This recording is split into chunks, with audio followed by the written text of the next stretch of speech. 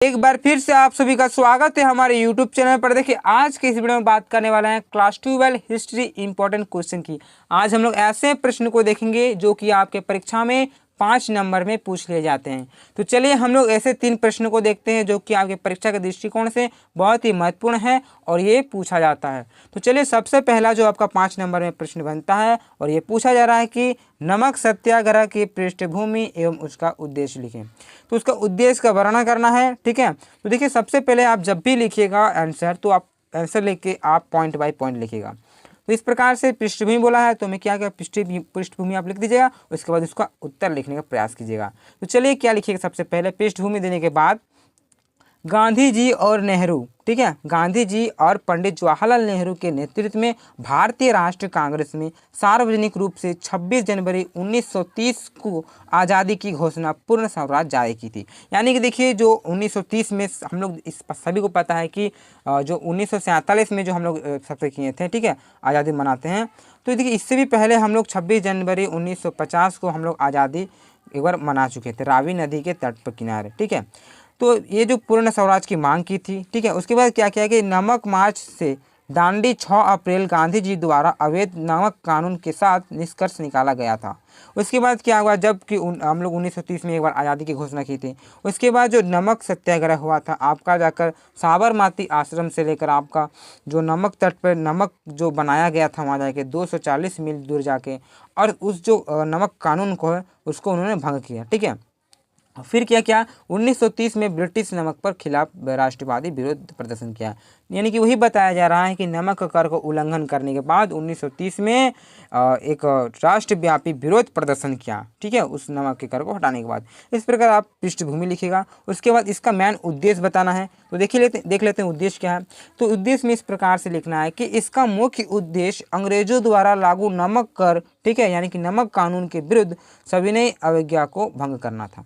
तो सविनय जो कानून था इसको भंग करना था नमक कानून के द्वारा। देखिए सरकार ने क्या किया था कि हर एक व्यक्ति, जैसे जो भी भारतीय व्यक्ति हैं, वो नमक ना बना सकता है ना ही बेच सकता है। तो देखिए हमारे लिए नमक कितना महत्वपूर्ण है कि हम लोग हर एक चीज़ दैनिक में तो नमक यूज होना ही होना है, ठीक है। नमक के बिना तो स्वाद ही नहीं आता। तो अंग्रेजों ने क्या किया, बोला कि ना तो कोई बेच सकता है और ना ही उसे बना सकता है कोई भारतीय। तो इसका मेन रीज़न था कि नमक के द्वारा अंग्रेजों का विरोध करना। एक मेन उद्देश्य आपका इस प्रकार हो जाता है। फिर दरअसल अंग्रेजी शासन में भारतीयों का नमक बनाने का अधिकार नहीं था, वही बात है। इतने ही नहीं, अंग्रेजों ने इस नमक पर कई गुना कर भी लगा दिया। लेकिन नमक जीवन के लिए आवश्यक वस्तु है, इसलिए इस पर कर हटाने के लिए गांधी जी ने मतलब सत्याग्रह किया। नमक जैसे के लिए बहुत ही हमारे लिए बहुत ही महत्वपूर्ण है। और क्या क्या था, उन्होंने इस पर टैक्स भी चढ़ा दिया था। तो इस प्रकार से नमक कानून के द्वारा जो होता है आपका जाकर सरकार के खिलाफ आंदोलन जारी रहा और लास्ट में ये सफल भी हुए।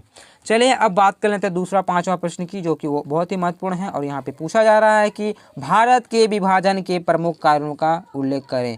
यानी कि जो भारत और पाकिस्तान, भारत एक विशाल क्षेत्र था, उसका जो विभाजन हो गया, ठीक है, टुकड़ा में बट गया, तो क्या रीज़न रहा होगा वो आपको बताना है, ठीक है।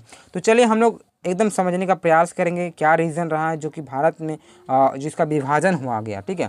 तो देखिए उत्तर में सबसे पहले क्या लिखना है कि आपको वर्ष 1947 के, ठीक है, भारत विभाजन को भारत की एक अत्यंत दुखद घटना के रूप में जाना जाता है।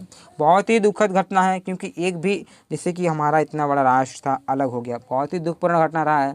अंग्रेजी प्रशासन के निरंतर प्रयासों के कारण सदियों से, ठीक है, साथ रहने वाले हिंदू और मुसलमान अपने मध्य धार्मिक मतभेद को मिटाने में सफल हो पाए।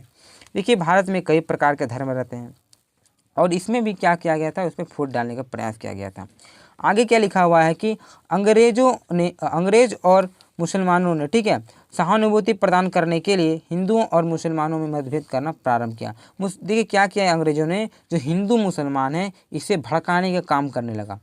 और इस प्रकार लिखा हुआ कि जिससे हिंदुओं और मुसलमान के बीच कई, ठीक है, मनमुटाव उत्पन्न होने लगे और वे एक दूसरे के बाधाएं उत्पन्न करने लगे। और जिस प्रकार से फूट डालने लगा, पूरा भड़काने लगा हिंदू मुसलमान कर करके, तो दोनों जो धर्म हैं, दोनों धर्म में इस प्रकार से लोग का मतभेद होने लगा। आगे लिखा है विभाजन किसी देश की भूमि का नहीं बल्कि वहाँ रहने वाले समस्त नागरिक की भावनाओं का ही होता है।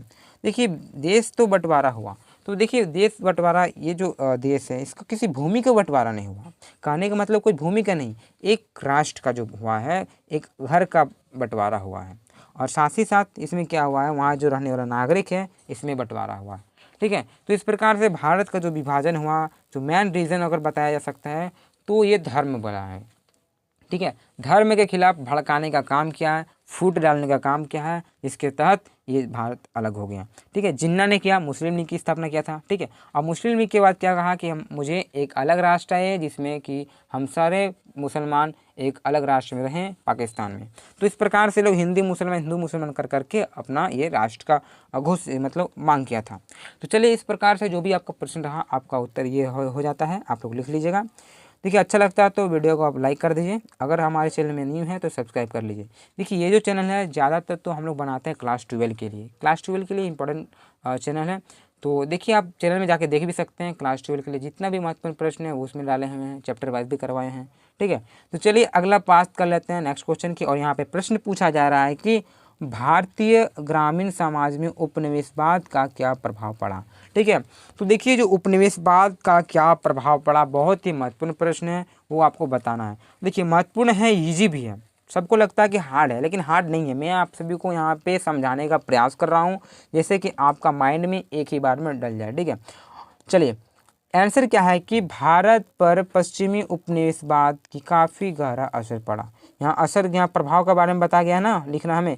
तो देखिए, आप लिखिएगा कि भारत पर पश्चिमी उपनिवेशवाद का काफ़ी गहरा असर पड़ा। भारत में आधुनिक विचार संस्थाएं उपनिवेशवाद काल की देन है। भारत का जो भी विचारधारा अभी हम लोग चला रहे हैं, जो भी कुछ कर रहे हैं, सब तो वेस्टर्न कल्चर है ना। ठीक है, आगे है कि संसद विधि, शिक्षा व्यवस्था ब्रिटिश प्रारूप का ही आधारित है। जो भी हम लोग करते हैं दिनचर्या में, देखिए जो भी, अभी इंग्लिश ज़्यादा, इंग्लिश को महत्व देते हैं, इंग्लिश तो हम लोग का है नहीं। ठीक है, और भी रहन सहन की बहुत सारे ऐसे चीज़ें हैं जो कि हम लोग का है नहीं, लेकिन हम लोग देखा देखी में करते हैं, वो लोग देके चल गए, यही हमारा प्रभाव पड़ा है। ठीक है, बात बात में हम लोग क्या करते हैं, हिंदी का बहुत आदमी अगर हिंदी बात करते हैं तो वहाँ पे उसको छोटा दिखाया जाता है कि वो कुछ जानता उनता है नहीं। ठीक है, तो इस प्रकार से कितना इफेक्ट पड़ा है यहाँ पे। ठीक है, वही प्रभाव को यहाँ पे बताना है। आगे क्या लिखा हुआ है कि सड़कों का जो बाईं ओर चलनी है। ठीक है, ये भी नियम वही लोग का है। आगे जैसा कि ब्रेड, ठीक है, आमलेट, कुटलेट जैसी खाने की चीज़ें इस्तेमाल करना। इस तरह ब्रेड वगैरह जो यूज होता है ये तो हम लोग को है नहीं। ठीक है, सारा का सारा वेस्टर्न कल्चर है। वो लोग जैसे कपड़ा पहनते हैं, वो लोग जैसे खाना खाते हैं, अब वो लोग को देखा देखी में हम लोग करते हैं। तो यही मोस्ट इम्पॉर्टेंट पॉइंट है कि जो प्रभाव पड़ा है वो साफ साफ यहाँ दिखाई दे रहा है। किस में प्रभाव पड़ा है, रहन सहन की निम्न दशा में प्रभाव पड़ा है, जो खान पान होता है इसमें भी प्रभाव पड़ा है, कपड़ा वगैरह होता है इसमें भी पड़ा है, शिक्षा पर भी प्रभाव पड़ गया। शिक्षा अभी संस्कृत, भारत में संस्कृत को पढ़ना चाहते नहीं है। हिंदी अगर बोल देते हैं कहीं पे दो आदमी के सामने तो बोलता है कि तुमको कुछ आता होता है नहीं। अगर इंग्लिश में बात करते हैं थोड़ा सा तो बोलता है वाह बहुत ही बच्चा टैलेंटेड है। ठीक है, तो इस प्रकार से प्रभाव पड़ा, यही आपका मेन पॉइंट है, ज़्यादा कुछ नहीं है। सभी को लगता है कि क्या उपनिवेश में हम लोग लिख दें, कुछ नहीं कुछ नहीं। जो सरकार जो भी रहा था, ब्रिटिश वाले लोग राज करने के बाद यहाँ से जब चले गए हैं, वो जो उसका यहाँ पर जो अपना स्थापना किया था, जो भी आपका गुलाम वगैरह बनाया था, उसके बाद जाने के बाद तो बहुत सारी चीज़ें तो उन्होंने छोड़ दिया। साथ ही साथ उन्होंने ऐसे सांस्कृतिक वगैरह भी छोड़ दिया जो कि हम लोग अभी भी उसका कल्चर अपनाते आ रहे हैं। जिस तरह से एक चीज़ है कि 25 दिसंबर में सभी मनाते हैं ना, वो आपका जाकर क्रिसमस, वो तो वही लोग का था। क्लियर। अब देखिए पोशाक की भी बात करें कि कपड़ा वगैरह, धोती वगैरह तो कोई पहनेगा नहीं, जबकि भारत का है, जीन्स चाहिए, ये भी एक मेन पॉइंट हो जाता है। भाषा तो हम लोग बोले ही अंग्रेजी भाषा का प्रयोग। तो इस प्रकार से जो भी हम छोटे छोटे पॉइंट बता रहे हैं, आई होप आप सभी को समझ में आ रहा होगा। क्लियर। चलिए आगे क्या पॉइंट लिखा है कि किसानों का शोषण। अब इसमें उस तरह से हम लोग पढ़े दैनिक बारे में, अब किसानों पर शोषण भी थोड़ा पढ़ लेते हैं। ब्रिटिश सरकार के कृषि नीति में परिवर्तन करके अत्यधिक धन की प्राप्ति थी। इसके लिए ठीक है, राजस्व को अविवेकपूर्ण ढंग से बताया गया तथा अत्यधिक क्रूरता से साथ भी भू राजस्व की वसूली की गई। यहाँ बताया जा रहा है कि जो ब्रिटिश लोग थे वो भारत आए, और भारत आने के बाद ऐसे ऐसे कर लगा दिया, भू राजस्व व्यवस्था लगाया, जिसमें कि भारत का ही लोग से, भारत से ही पैसा वसूला जाता था, और बहुत ही क्रूरता से, बहुत ही अविवेकपूर्ण से उस पर कर वसूली किया जाता था। इस प्रकार से यहाँ किसानों पर भी अत्याचार किया करता था। अब आगे नेक्स्ट पॉइंट क्या लिखा हुआ है कि ब्रिटिश उपनिवेशवाद के कारण पुराने शहरों का अस्तित्व कमज़ोर हो गया। ठीक है, उसके स्थान पर नए औपनिवेशिक शहर का विकास हुआ। देखिए, जब ब्रिटिश शासन यहाँ पे आए तो जो पुराना जो इलाका था, जो भी नगर वगैरह था, जो भी शहर था, उसका घट गया और नया नया शहर के जैसा बनने लगा। कोलकाता आप उदाहरण के स्वरूप ले सकते हैं, मुंबई भी ले सकते हैं, चेन्नई भी ले सकते हैं। ये सारा जो मतलब आपका जो क्षेत्र है वो नया नया उपनिवेश के रूप में उभरने लगा, इसका विकास हुआ, डेवलपमेंट हुआ। आगे पॉइंट आपको इस प्रकार से लिख देना है कि ब्रिटिश उपनिवेशवाद भारत के पारंपरिक आर्थिक ढांचे को पूरा खत्म कर दिया। यानी कि जो भी ब्रिटिश उपनिवेशवाद रहे हैं, भारत का जो भी आर्थिक ढांचा था उसको पूरा का पूरा समाप्त कर दिया है। ठीक है, एक प्रकार से हम लोग कह सकते हैं, क्योंकि देखिए ज़्यादातर लोग, भारतीय लोग क्या करते हैं, ऐसे ही हर एक चीज़ को वेस्टर्न कल्चर को ही अपनाते हैं। भारतीय तो जो भी सांस्कृतिक रही है उनको भूलना पसंद करते हैं। अगर कोई पूजा वगैरह करते हैं उसको भी देखते हैं तो बोलते हैं, मजाक उड़ा देते हैं। तो इस प्रकार से जो यहाँ पे इफेक्ट पड़ा है, यहाँ पे बहुत ही बुरा लगता है। तो चलिए, मैं आशा करता हूँ कि आप सभी को बहुत अच्छे से समझ में आ रहा होगा। और एक प्रश्न है उसे भी देख लेता हूँ। तो ये भी बहुत ही महत्वपूर्ण प्रश्न है, 1857 की क्रांति, जो कि एग्जाम में पूछ लिए जाते हैं। तो ये भी प्रश्न देख लेते हैं क्या पूछा जा रहा है। और देखिए, मोस्ट इंपॉर्टेंट क्वेश्चन है यहाँ पे, क्या पूछा जा रहा है कि 1857 के विद्रोह की असफलता के प्रमुख कारण बताएं।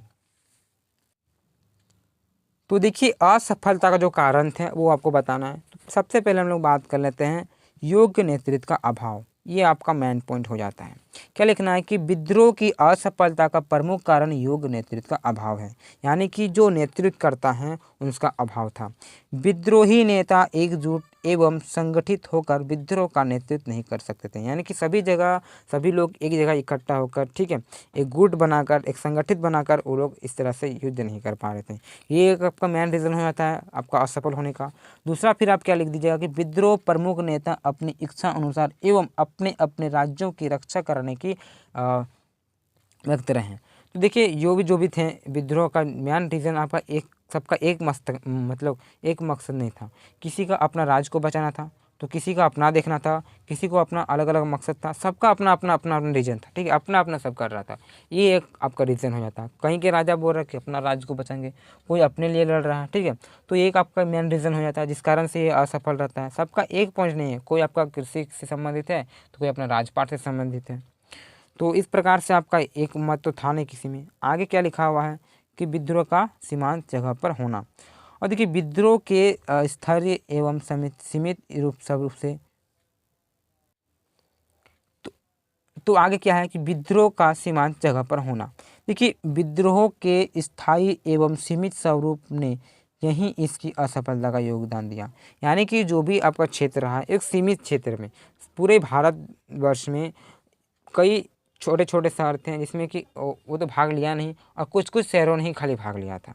जैसे कि अपना लखनऊ हो गया, कानपुर हो गया, दिल्ली हो गया, ये सारे क्षेत्र में ये लोग भाग लिया था। लेकिन बाकी बात जो भी और भी देश थे, वो भी मतलब और भी स्टेट थे, उसमें ये लोग कोई भाग नहीं लिया था। एक आपका ये रीज़न हो जाता है। आगे क्या लिख देना है कि यह विद्रोह उत्तरी एवं मध्य भारत के कुछ हिस्सों तक ही सीमित था। वही बताया मैंने, जो उत्तर वाला भाग था, जो बीच वाला भाग था, इसी में ज़्यादातर लोग भाग लिया था, बाकी लोग भाग नहीं लिया था। इस क्रांति का असर दिल्ली, मेरठ, कानपुर, लखनऊ, झांसी, ग्वालियर, बिहार आदि के स्थानों में ही अधिक दिखा। ठीक है, जिस तरह से आपका कानपुर वाला क्षेत्र हो जाता है, मेरठ हो जाता है, दिल्ली होता है, ग्वालियर होता है, लखनऊ हो जाता है, झांसी हो जाता है, इन क्षेत्रों में ही, कुछ क्षेत्रों में ये जो क्रांति चला था। देश के एक बहुत बड़े भाग बंगाल, पंजाब, कश्मीर, उड़ीसा एवं दक्षिण भारत में वह क्रांति में भाग नहीं लिए। ठीक है, और जो दक्षिण भारत वाला क्षेत्र है, ये भी आपका जो जैसे पंजाब हो जाता है, कश्मीर हो जाता है, उड़ीसा हो जाता है, जो भी दक्षिण भारत वाला क्षेत्र रहता है, ये सभी जो है ना क्रांति में भाग नहीं लिया था। ये हो जाता है एक मेन रीज़न। फिर आप रीज़न में लिख दीजिएगा कि अंग्रेजों ने सीमित क्षेत्र होने के कारण इस विद्रोह को कुचल दिया। सीमित क्षेत्र यानी कि सभी तो इसमें भाग नहीं लिए थे, कुछ ही जो राज्य है वो भी भाग लिए थे। तो 1 2 3 4 5 6 7 8 9 10 11 12 इस तरह करके बहुत सारा स्टेट है यहाँ पे। ठीक है, अब इस स्टेटों में अगर यहाँ पे आपका इतना में से 4 आदमी भाग लेता है, ठीक है, 4 से 5 राज्य, तो अंग्रेज यहाँ पे सामान्य से बाहर थे कि इसको दबा सकता है। तो इस प्रकार से क्या किया, इसने दबा दिया इस विद्रोह को। अगर यहाँ भी सभी जगह अगर यहाँ पे सभी अगर एक साथ एकजुट करके होते तो इसको दबाना असंभव था। लेकिन यहाँ 4 ही 5 ऐसा जगह थे जो कि विद्रोह में भाग लिया, इसीलिए अंग्रेजों ने क्या किया, इसे तुरंत ही दबा दिया। ये एक आपका कारण रहता।